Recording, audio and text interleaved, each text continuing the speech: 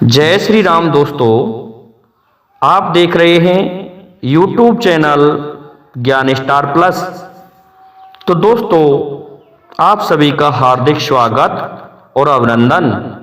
दोस्तों, आज हमने कमेंट चुना है श्रीमान सुमित सिंह जी का फिर से, और ये लिखते हैं कि आपको बहुत बहुत धन्यवाद, आप हमारी इस पहेली का उत्तर और दें। तो इन्होंने लिखा है, नीचे उतार कर चुम्मा लेने लगी, सजना बन जाओ मेरे दिल की लगी। दोस्तों, श्रीमान सुमित सिंह जी ने पहेली डाली है और वह भी धार्मिक डाली है। दोस्तों, इनकी इस पहेली का उत्तर बड़ा जटिल हो सकता है, परंतु हम इसका उत्तर जरूर खोज रहे हैं।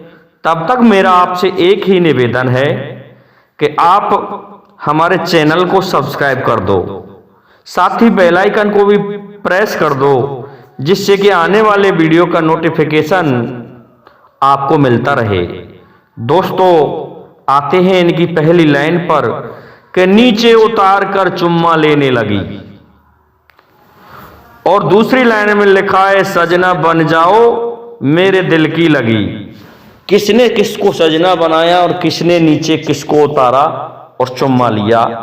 दोस्तों, देखते हैं कहां तक है ये पहेली सत्य।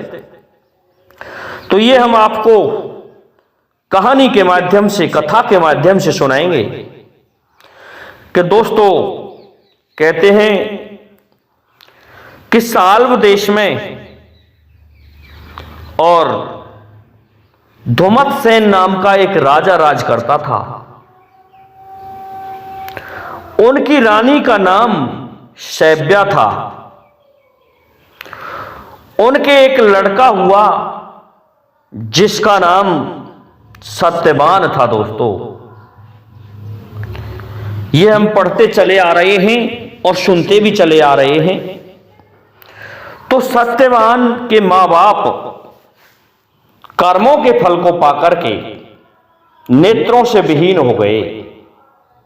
जब वे नेत्रों से विहीन हो गए तो शत्रुओं ने मौका पाकर के उनके राज को छीन लिया, और इस प्रकार से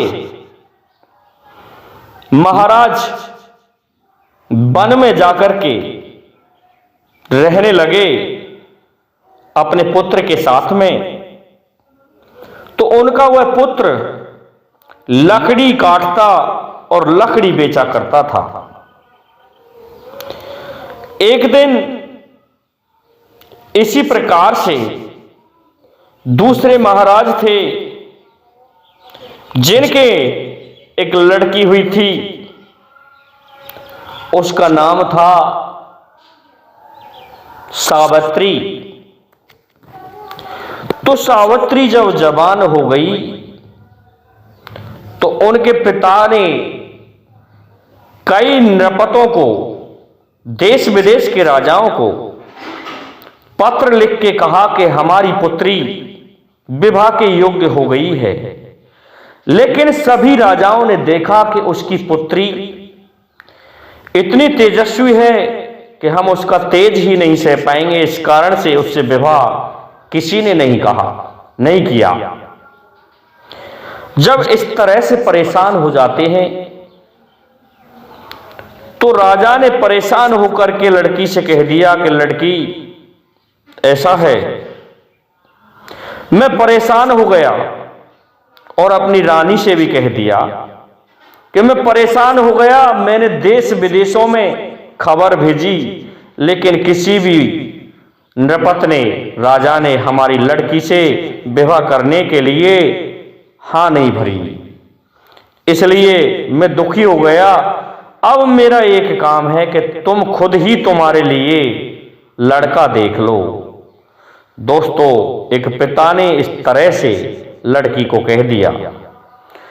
तो रानी कहने लगी कि मैं मेरी लड़की को भी मार करके और मैं खुद ही मर जाऊंगी। इस पर राजा कहने लगा कि नहीं, ऐसा मत करो, इससे पाप लगेगा, ये लड़की स्वयं ही ढूंढ लेगी। तो वह लड़की कहती है, ठीक है पिताजी, मैं मेरे लिए वर स्वयं ही ढूंढ लूंगी, तुम आराम से रहो। तो अपनी सहेलियों को साथ में ले लिया है दोस्तों। सावित्री ने रथ में बैठ के अपने लिए लड़का ढूंढने जा रही है। घूमी देश विदेशों में, लेकिन कहीं कोई ऐसा पुरुष नजर नहीं आया जिससे वह विवाह कर सके। एक दिन सत्यवान एक वृक्ष पर लकड़ी काट रहा था और लकड़ी काटते को देख करके सावित्री कहने लगी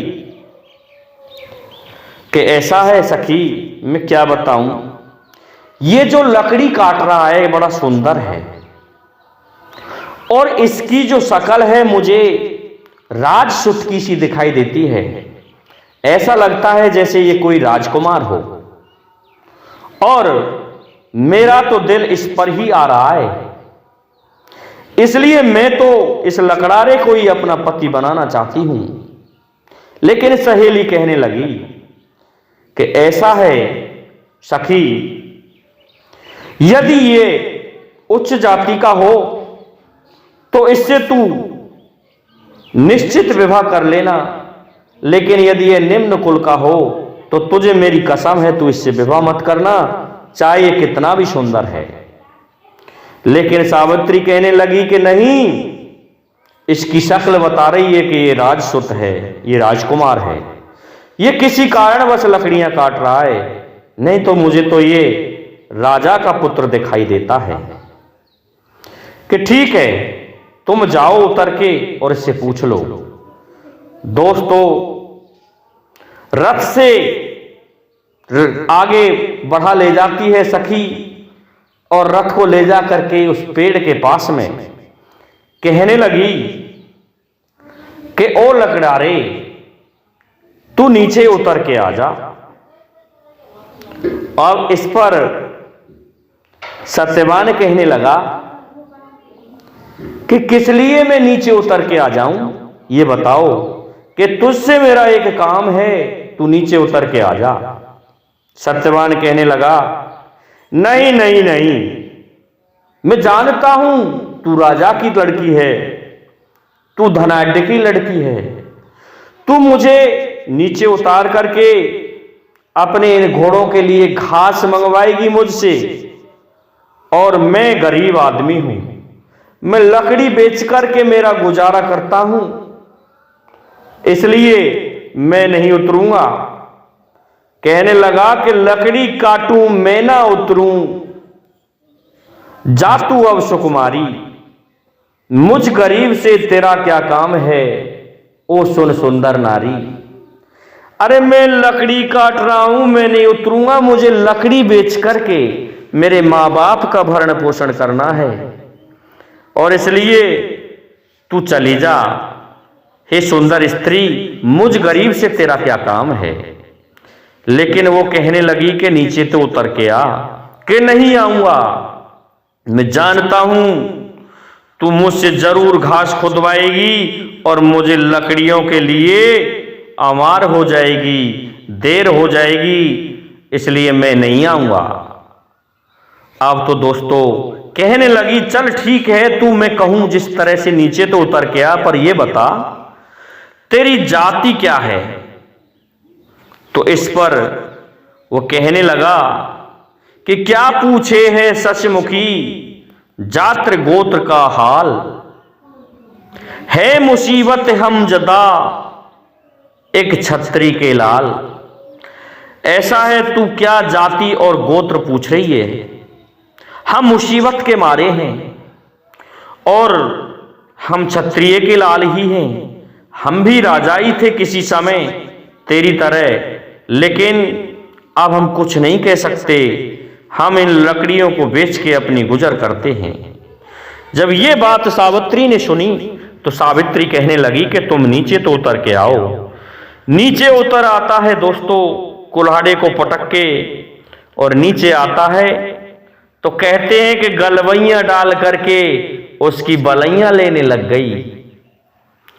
सावित्री जब उसकी बलैयां दोस्तों, उन्होंने लिखा है कि चुम्मा लेने लग गई, लेकिन ये तो अब का शब्द है, मॉडर्न शब्द है, लिखने वाले ने, पूछने वाले ने जो पूछा है मॉडर्न शब्द पूछा है, लेकिन कहते हैं कि जिस तरह से सास वलैया लेती है इस तरह से वह भी गलवैया डाल के वलैया लेने लग गई और कहने लगी कि आप अब मेरे प्रीतम बन जाओ, मैं आपसे विवाह करना चाहती हूं और हे मेरे दिल की लगी, तुम मेरे दिल के प्यारे हो, इसलिए आप मेरे पति बनो।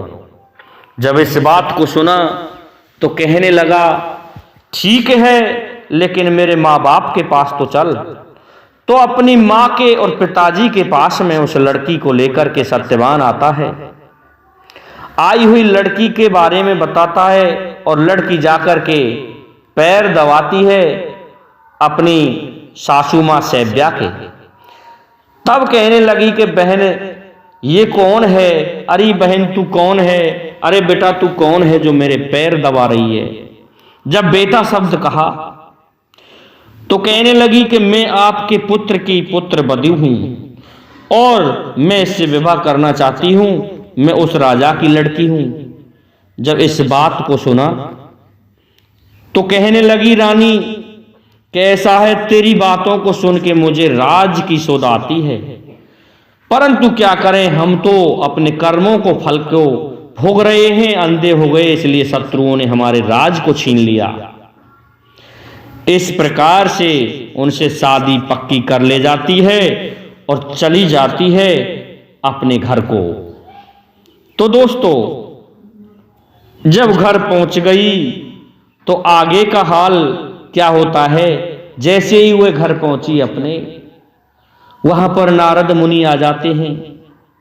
नारद मुनि कहते हैं कि महाराज आपकी सुता तो विवाह योग्य हो गई और आप क्या कर रहे हो कि शादी नहीं कर रहे हो? इस पर राजा कहने लगता है कि ऐसा है मुनिवर, मैंने देश विदेशों में खबर दी थी, लेकिन मैं क्या करूं, किसी भी राजा ने इसके तप को देख करके इससे शादी करने से मना कर दिया, हां नहीं किया किसी ने, इसलिए मैंने इसको छूट दे दी कि तू खुद ही तेरे लिए पति देख ले।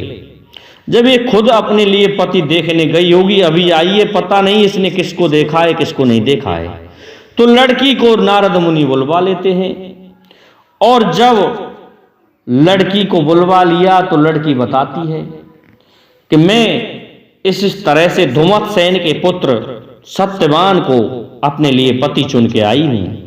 तो नारद जी कहने लगे कि धुमतसेन का पुत्र सत्यवान सब तरह से सक्षम है, वैसे बलशाली है, इंद्र के समान है, कामदेव जैसा सुंदर है, परंतु लड़की, महाराज कहने लगे परंतु क्या? कि उसमें एक कमी है कि वो 1 वर्ष के बाद मर जाएगा। तो उससे मना किया कि तू इससे विवाह मत कर, लेकिन कहते हैं कि सतमंती तो सतमंती होती है। उसने कह दिया कुछ नहीं, मरेगा तब की तब देखूंगी, अब तो विवाह इसी से करूंगी। तो दोस्तों नीचे उतार कर चुम्मा लेने लगी और सजना बन जाओ मेरे दिल की लगी, विवाह कर लेती है सत्यवान से सावित्री, और सावित्री विवाह करके ससुराल में आके रहने लगती है। दोस्तों इसके पश्चात हम आगे और भी सुना देते हैं इस कथा को। ये पहेली का अंत तो इसी जगह पर हो जाता है, लेकिन इसको थोड़ा सा और सुनाते हैं, जो कि मोटे मोटे शब्दों में हम सुना देंगे आपको, नहीं तो ये वीडियो थोड़ा सा लंबा हो सकता है। क्या होता है, इसके पश्चात विवाह हो गया। लड़की ने 1 बरस की गिनती पूरी रखी कि उस दिन इसके दिन पूरे हो रहे हैं, ये उस दिन मर जाएगा। वो लकड़ी लाता रहा और बेचता रहा, लेकिन जिस दिन उसका अंत होना था उस दिन वह लड़की कहने लगी कि आज आपके साथ में चलूंगी। तो जाता है, वो मना करता है कि वो किस लिए चल रही हो, लेकिन उसने ये बात उसको बताई नहीं थी कि तू 1 वर्ष के बाद मर जाएगा, ये नारद मुनि ने बताया था। चली जाती है साथ में सत्यवान के में और चढ़ जाता है सत्यवान वृक्ष पर, लकड़ी काट रहा होता है। जब लकड़ी काटने लगा तो अचानक उसके सर में दर्द होने लगा। कहने लगा कि मेरे तो सर में दर्द हो रहा है, क्या करूं, मरा जाता हूं। सावित्री कहने लगी कि इस कुल्हाड़े को फेंक के आप नीचे उतर आइए। और नीचे उतार लिया है सत्यवान को अपनी गोदी में, उसके मूंड को रख के दबाने लगी। तो यमदूत उसके तेज को नहीं सह सके, इसलिए स्वयं यमराज ही चला आया। तो उसका काला शरीर था, थोड़ी दूर ही एक श्याम तन अर्थात काले शरीर वाला व्यक्ति दिखाई दिया। कहने लगी कि तुम कौन हो और क्या कर रहे हो, मेरे इस पति को आप क्यों दुख दे रहे हो। कहने लगा कि ऐसा है, नृपसुता मुझे सब कहते हैं यमराज, और प्राण प्राण पत के तेरे लेने को आया आज। ऐसा है राजा की लड़की, मुझे यमराज कहते हैं, धर्मराज कहते हैं, और तेरे तप को सह सका न मेरा दूत, इस बाइश में खुद ही आया हूं, कर दिल को मजबूत। ऐसा है, मेरे दिल को मजबूत करके मैं खुद आया हूं, क्योंकि मेरे दूत तो तेरे तप को सहन ही नहीं कर पाए। लड़की कहती है ठीक है, इसको दुख मत दो और चलो इसको निकाल लो। तो दोस्तों निकालने से पहले वह कहने लगा कि ऐसा है, अपने प्राण पति के प्राण मत मांगना, बाकी आप वरदान मांग सकते हो। तो वह कहने लगी कि मेरे सास ससुर अंधे हैं, उनके नेत्र खुल जाएं। पहला वरदान दे दिया और उसके प्राण निकाल लिए। प्राण निकाल लिए, यमराज चल दिया, लेकिन उससे ओझल नहीं हो सकता था, वह तो सतमंती थी। उसके पीछे पीछे ही वह सतवंती सावित्री चल दी, जा रही है उसके पीछे पीछे। आगे बढ़ा तो देखा पीछे की तरफ कि वह लड़की उसी के साथ है। अब कहने लगा, अरे लड़की तू तो मेरे पीछे ही आ रही है, तू जा क्यों नहीं रही है। कैसा है, मैं जाऊंगी नहीं, आप चलो जहां भी चल रहे हो, मेरे पति को तो तुम ले जा रहे हो, मैं क्या करूंगी। कि तेरे पति की जो मिट्टी पड़ी है उसको ठिकाने से लगा के, उस मरी मिट्टी से मेरा कोई मतलब नहीं है। तो कहने लगा ऐसा है लड़की तू और वरदान मांग ले, लेकिन अपने पति के प्राण मत मांग लेना। वह कहने लगी कि ऐसा है, हमारा राज्य वापस मिल जाना चाहिए और हमारे जो भी राजकाज हैं वो सुचारू रूप से चलें। कि तथास्तु, जा लड़की अब तू। लेकिन फिर भी यमराज आगे बढ़ता है तो पीछे पीछे दिखाई देती है। दोस्तों दक्षिण दिशा की तरफ जा रहे थे, पहुंचते पहुंचते अपने लोक की तरफ जा पहुंचा यमराज। के देखा पीछे को मुड़ के तो लड़की पीछे ही थी। कहने लगा अरे तू यहां भी आ रही है। कि हाँ निश्चित, तो तुझसे कैसे जीतूंगा मैं। कि जीतने की बात नहीं, जहां इसको मेरे पति को ले जा रहे हो वहीं मैं चलूंगी। कैसा है, तू और वरदान मांग ले लेकिन लौट जा। कहने लगी कि वरदान मांग रही हूं, मुझे वचन दे दो। तो वचन दे देता है धर्मराज यमराज। कहने लगती है कि ऐसा है, मेरे इसी पति के वीर से मुझे 100 पुत्र होने चाहिए। अब तो दोस्तों यमराज कहने लगा तथास्तु, जा तुझे 100 पुत्र हो जाएंगे। उसने ध्यान नहीं दिया।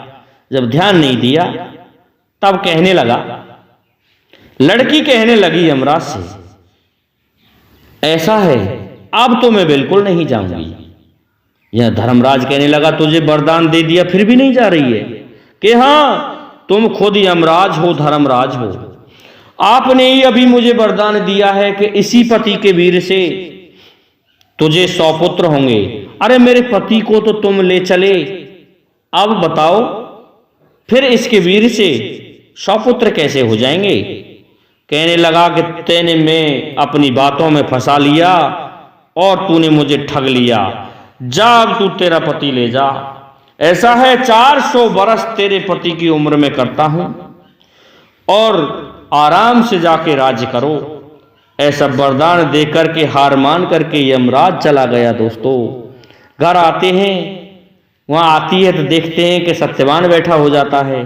सत्यवान को लेके घर आती है, वहां घर देखा तो सास ससुरों की जो ज्योति चली गई थी उनकी ज्योति वापस आ जाती है और शत्रुओं से राज को वापस छीन लिया महाराज धुमतसेन ने और राजा बन गए।